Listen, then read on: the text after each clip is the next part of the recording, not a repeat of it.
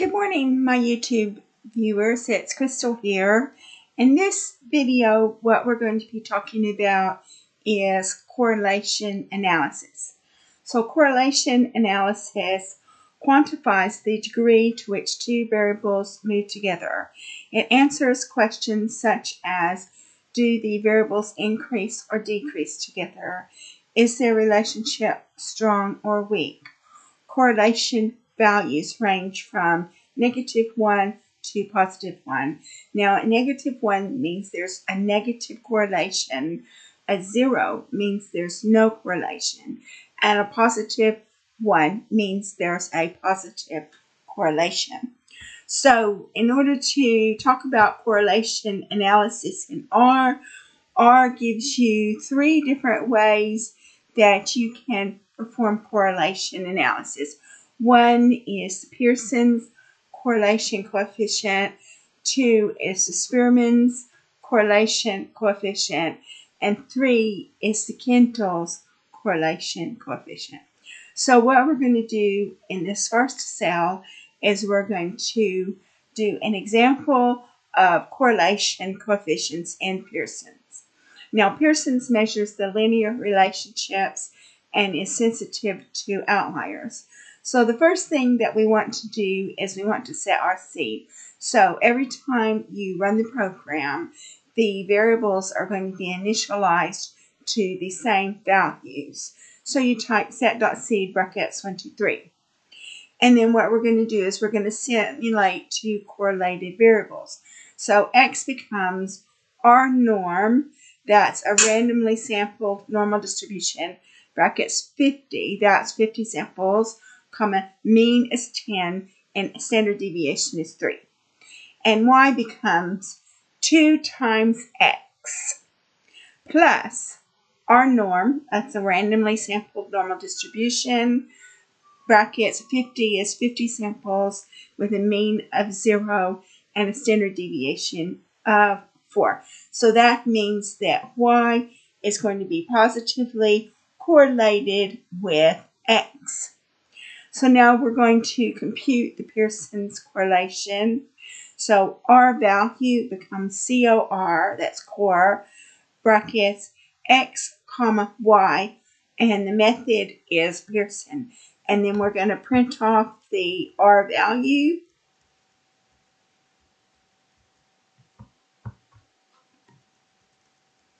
Our value is 0.83. So 0.83 tells you that this is a positive correlate. These two values, x and y, are positively correlated. So now we're going to plot the relationship and correlation line. So you've got plot, and then you've got x and y. PCH, that's the size of the point, is 19. Color is still blue. Main, that's your title, is scatter plot with Pearson correlation. XLab, that's the label on the x-axis, is variable x. And YLab, that's the label on the y-axis. That's variable y. And then we're going to add a regression line. So AB line brackets LM, that means linear model, brackets y squiggly x. So what you're doing is you're creating a linear relationship between y and x. And y is, I believe, your dependent variable, and x is your independent variable, because when you deal with machine learning, y is always the dependent variable and x is always the independent variable. Color is red and line length is 2. So we're going to add a correlation text. So text brackets is going to be the minimum of x, comma, the maximum of y, comma, labels equals, and paste is kind of like a print function. Pearson R equals the R value rounded to 3 points.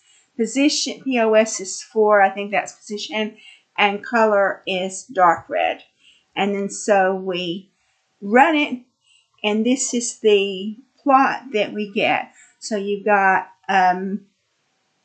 the correlation on a regression line. And it looks a lot to me like it is a linear regression line. And you can see that the points are placed along the regression line. And what we're going to be doing in this video is we're going to be doing an example where you have a highly correlated regression and a not highly correlated regression, and see how that works. Like you're going to have one with a strong correlation and a weak correlation, and we're going to go over that as well. So the next cell we have is going to be Spearman's correlation. Spearman measures monotonic using rings. It is a non-parametric and is more robust to outliers. So non-parametric means it doesn't follow a normal distribution. So the first thing that we want to do is we want to set our seed. So every time you run the program, it will initialize to the same values. The variables will initialize to the same values. So you type set.seed42. You can put any number that you want in there. It doesn't matter. And then we're going to simulate a monotonic but nonlinear relationship. So X becomes run if, and that's a randomly sampled uniform distribution. Brackets 50 means it's 50 samples, comma 1, comma 20. And Y becomes log X, so that's going to be the log of X, times 10, plus R norm, that's a randomly sampled normal distribution, brackets 50, which is 50 samples, with a standard deviation of 1.5.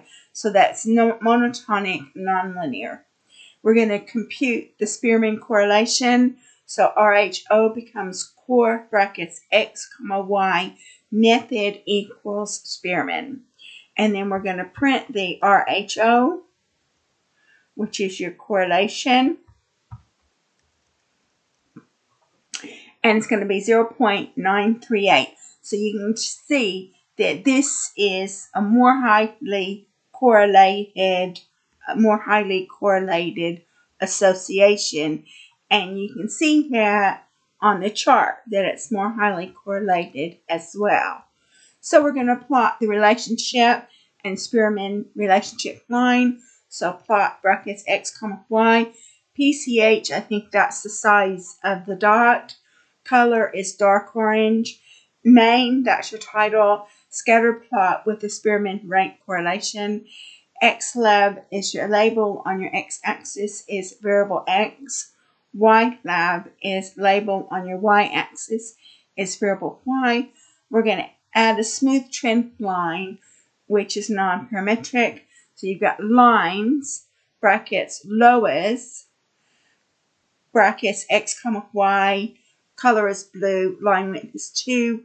We're going to add correlation text, so you're going to put some text in there. Text brackets min X, max Y. Labels equals paste. Paste is like a print function. Spearman RHO, which is the RHO rounded to 3 places. POS is 4, I think that's position, and color is blue. And so we run it, and this is the chart that has been made. This is a scatter plot that's been made. And as you can see, this is a very highly correlated analysis. So it's weak, it's strong, a strong analysis, strong correlation. And you can see that on the chart that it has a strong correlation. The next example, we're going to do Kendall's correlation coefficient. So Kendall measures ordinal association being concordant and discordant pairs. It is a non-parametric and is more robust to small samples or tied ranks. So the first thing we're going to do is we're going to set our seed. So every time you run the program, the variables will initialize to the same values. So you type set.seed brackets 77. You can put any number you want in those brackets. and we're going to simulate a monotonic relationship with times. So x becomes sample brackets 1 to 10, 40, replace equals true. So that means you're sampling a list of numbers from 1 to 10. You're going to sample it 40 times, and you're going to exercise sampling with replacement. So that means every time you take a sample out, you're going to put it back into the list of numbers, or vector of numbers really, because we're working with R. And y becomes x plus R norm. That's a randomly sampled normal distribution. Brackets 40, that means it's 40 samples, and a standard deviation of 2. So it's going to be a noisy but monotonic. And we're going to compute Kendall's tau. So tau becomes core, that's COR, brackets x, y, and method equals Kendall. So we're going to print the tau.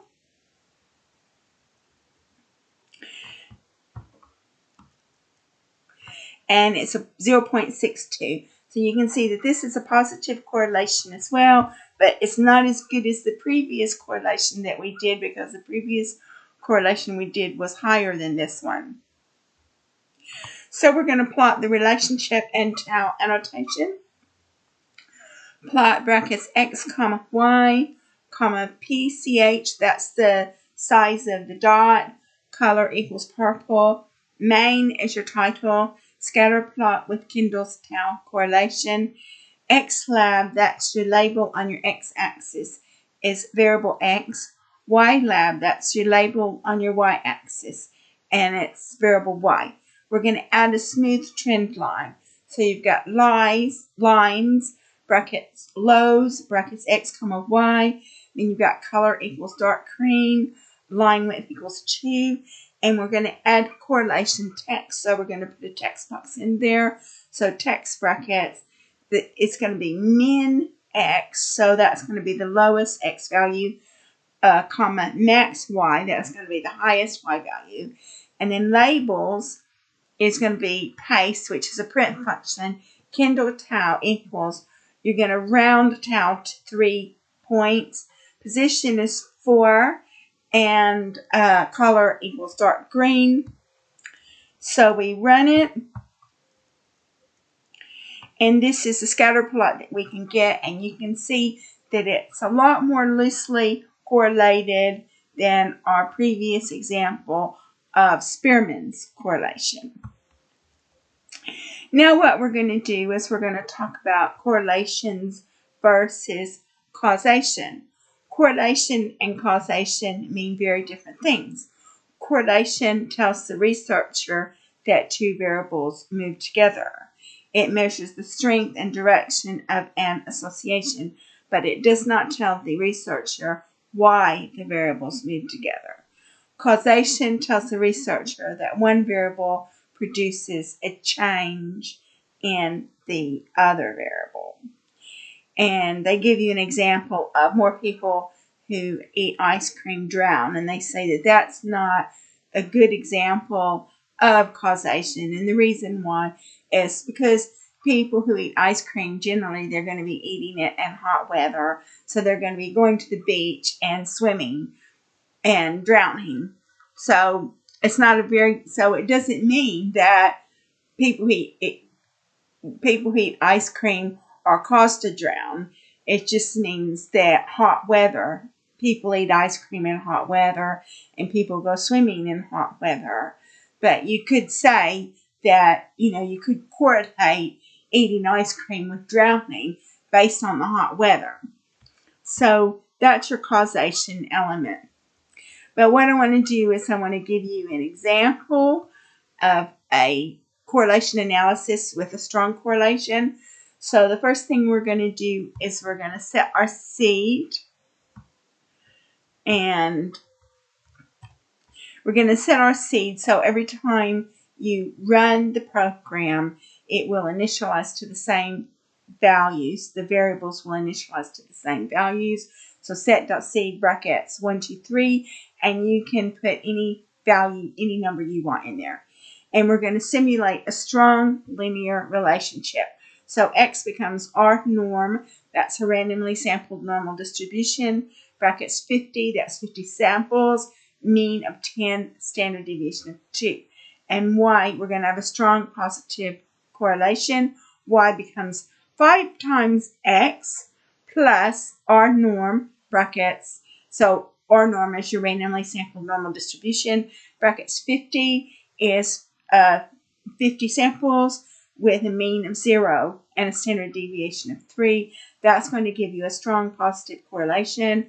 We're going to compute the Pearson's correlation. So R value becomes core, that's COR, brackets X, comma, Y, method equals Pearson. So we're going to print out the R value. And it's 0.96. So that's the strongest correlation that we've had in this video so far. So we're going to plot the correlation on a scatter plot. So plot brackets X, comma, Y, PCH, which is the size of the point, equals 19. Color equals still blue. Main, which is your title, is strong positive correlation. X lab is the label on the x-axis is X. Y lab is label on the y-axis is Y. We're going to add a regression line. So AB line, brackets LM means linear model, brackets Y typically X. So Y is going to be your dependent variable and X is going to be your independent variable, because when you're working with machine learning, then your dependent variable is always Y and your independent variable is always X. So I'm just assuming that that's the way it works in R as well. Color equals red and line width equals 2. So we're going to add a correlation label. So we're going to put some text in there. So text brackets min X, comma, max Y. Labels equals paste, which is a print function. Brackets Pearson R, which is your R value rounded to 3 points. POS is position equals 4. Color equals red. And we run it. And you can see we have a really strong correlation because the little dots are very close to the regression line. So the closer the dots are to the regression line means the stronger the correlation is between the two values. So now we're going to do an example of a correlation with a weak correlation, so you can see how that works as well. So the first thing we're going to do is we're going to set our seed. So every time you run the program, it's going to initialize the variables to the same value. So set.seed brackets 2024, and you can put any number you want within those brackets. So we're going to simulate a weak linear relationship. So R becomes R norm, that's randomly sampled normal distribution, brackets 60, that's 60 samples with a mean of 10 and a standard deviation of 3. Y becomes 0.3 times X plus R norm, that's a randomly sampled normal distribution, brackets 60 is 60 samples, mean of 0 and a standard deviation of 5. So this is going to be very noisy and it's going to have a weak correlation. We're going to compute the Pearson's correlation. So R value becomes core, that's for correlation, brackets X, comma, Y, and method is Pearson. And we're going to print the R value.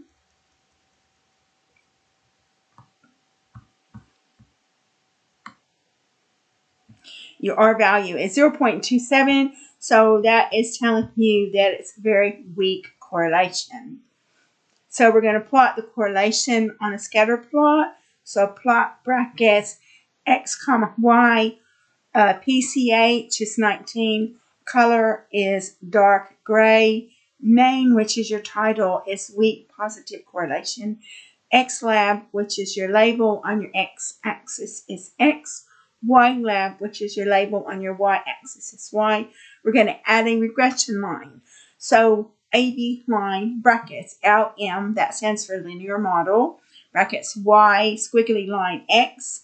So Y is your dependent variable and X is your independent variable. Color is red and line length is 2. We're going to add a correlation label. So we're going to put some text in there. So text brackets min X, comma, max Y, comma, labels equals paste. And so paste is like a print function. Pearson R, which is your R value, rounded to 3 points. POS, which is position, equals 4. And color is red. So we're going to run it. And you can see this is a example of a weak correlation.